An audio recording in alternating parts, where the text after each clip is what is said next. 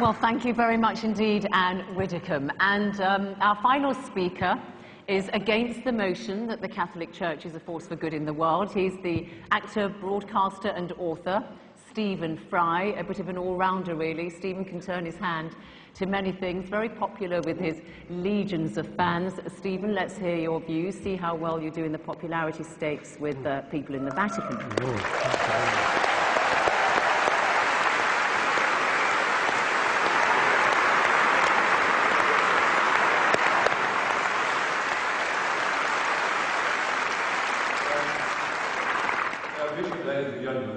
There are occasions, as Gwendolen remarked, in The Importance of Being Earnest, when it becomes more than a moral duty to speak one's mind, it becomes a pleasure. And this is one such occasion with my trusty Hitch by my side. I am very proud to be here, but also very nervous, very worried. I've been nervous all day, and the reason I've been nervous is quite simple, and that is that this motion matters to me. It matters to me greatly. It's not a joke, it's not a game, it's not just a debate. I genuinely believe that the Catholic Church is not, to put it at its mildest, a force for good in the world.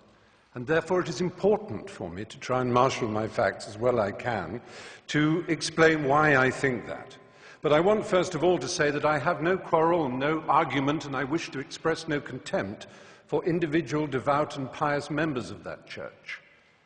They are welcome to their sacraments, they're welcome to their reliquaries and to their Blessed Virgin Mary. They're welcome to their faith, to the importance they place in it, to the comfort and the joy that they receive from it. All of that is absolutely fine by me. It would be impertinent and wrong of me to express any antagonism towards any individual who wishes to find salvation in whatever form they wish to express it.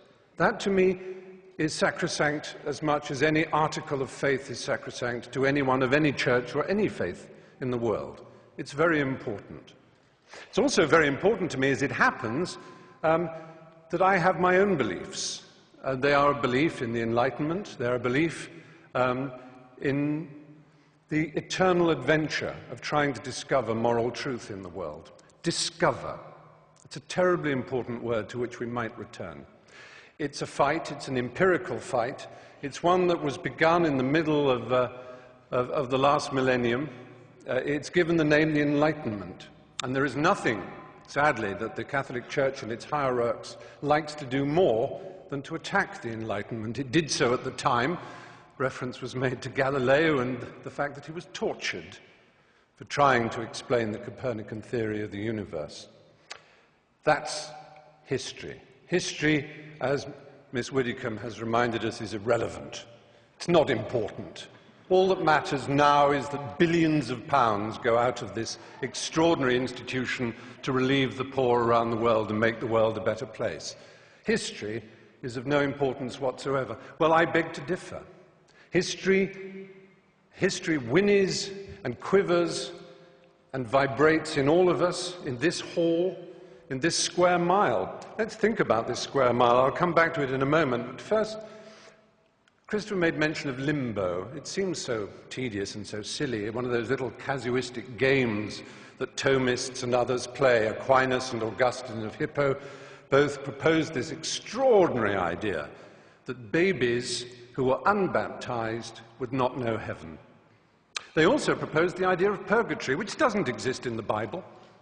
There's absolutely no evidence for it. However, what an extraordinary, brilliant coup to imagine such a thing as purgatory.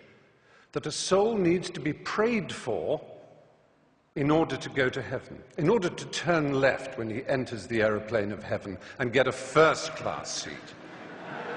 That he needs to be prayed for, and for many hundreds, indeed over 1,000 years, you'll be amazed what generous terms those prayers came at. Sometimes as little or as 2/3 of a year's salary could ensure that a dead loved one would go to heaven. And money could ensure that your baby, your dead child, your dead uncle, your dead mother could go to heaven.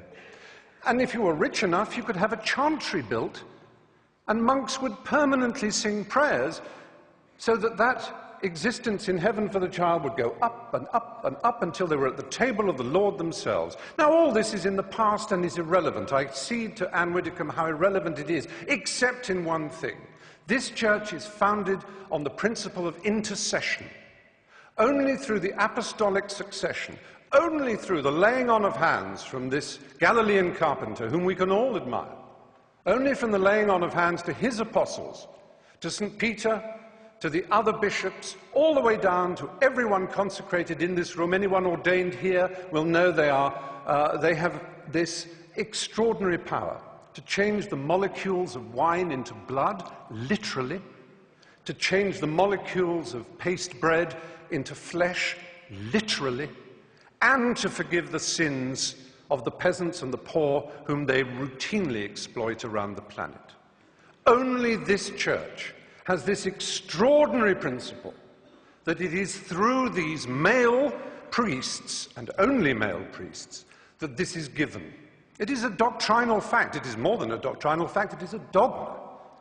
Extra ecclesiam nulla salus. Outside the church, there is no salvation. That is a dogma of the church that has been used to excuse all the missionary zeal, all the rape and torture of the Aztecs and the Incas, all the horrors of South America and Africa and the Philippines and the rest of the world, to which other churches and other cultures have also their guilt to admit.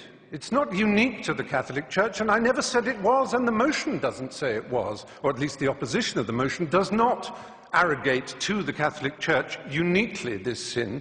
However, the particular nature of the exploitation of the poor, the vulnerable, and the young. If I were to talk to a priest now, believe me, that priest would be the most worldly, charming, self-deprecating, snobbish in a Ronald Knox, Alfred Gilby sort of way. He would be lovely. He would smoke. Gosh, how daring. He would be a sort of ha-ha-ha priest, and the superstition and the nonsense that we read about of the church, it's absolute. Don't pay any attention, Stephen. Just join Farm Street or the Brompton Oratory and have a marvellous time as a Catholic, and everything is lovely and splendid. But be poor and ignorant, and my goodness me, every single detail of damnation and original sin and of any possibility of your complaining or asking to think for yourself. I said, let's think of this square mile. Just imagine in this square mile how many people were burned for reading the Bible in English. And one of the principal burners and torturers of those who tried to read the Bible in English here in London was Thomas More. You may know if you've read the novel Wolf Hall, which won the Man Booker Prize just the other day. Now, that's a long time ago. It's not relevant, except that it was only last century that Thomas More was made a saint, and it was only in the year 2000 that the last pope, the Pole, he made Thomas More the patron saint of politicians. This is a man who put people on the rack for daring to own a Bible in English. He tortured them for owning a Bible in their own language. The idea that the Catholic Church exists to disseminate the word of the Lord is nonsense. It is the only owner of the truth for the billions that it likes to boast about, because those billions are uneducated and poor, as again it likes to boast about. But they are the ones it can tell and bully and domineer. And then we come to children.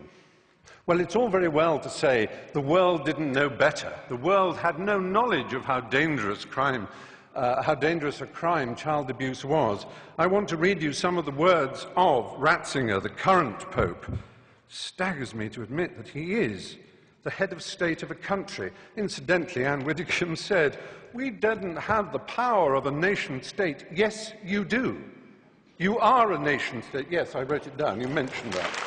You are a nation-state.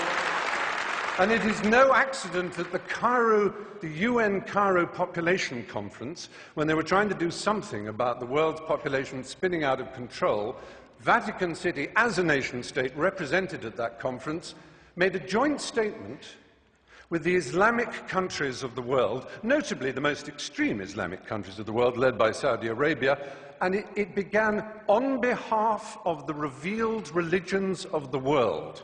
And what it did was essentially hobble and veto any possibility of women's sexual freedom in the world, because, as we know, the Islamic religion and the Catholic Church have never been anything other than implacably opposed to women's choice in their own bodies and their destinies.